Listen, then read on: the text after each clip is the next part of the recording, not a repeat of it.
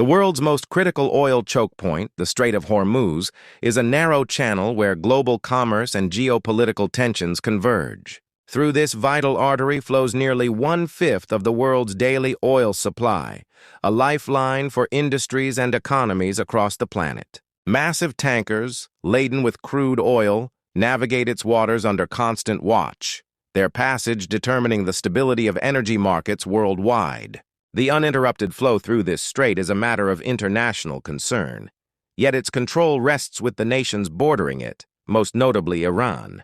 This raises a question of immense strategic importance.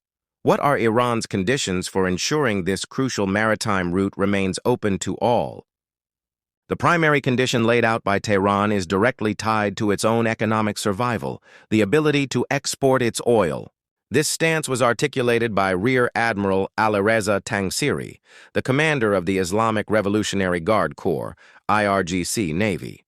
His message was clear and uncompromising, questioning the fairness of a system where international powers benefit from the strait, while Iran faces crippling sanctions that restrict its own oil sales. In his view, it is illogical for Iran to be denied the economic advantages of the very waterway it helps secure.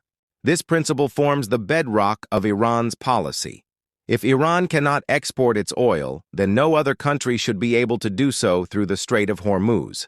It is a direct linkage of the strait's accessibility to Iran's economic lifeline, a policy that transforms the waterway from a simple shipping lane into a powerful lever of geopolitical influence. This strategic calculus is further complicated by the persistent presence of foreign military forces in the Persian Gulf, a situation that Iran views as a primary source of regional instability. The deployment of U.S. naval ships and those of its allies is interpreted by Tehran not as a stabilizing measure, but as an act of provocation and a direct threat to its national sovereignty.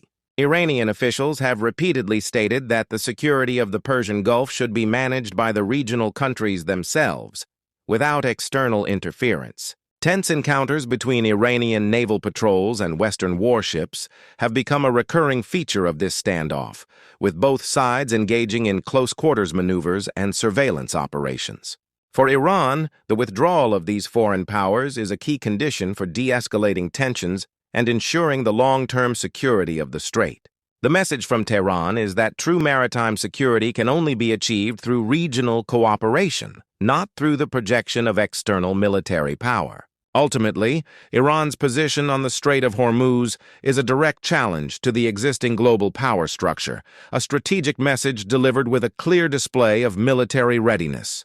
By linking the strait's accessibility to its economic survival and regional sovereignty, Iran is asserting its influence over a critical global resource.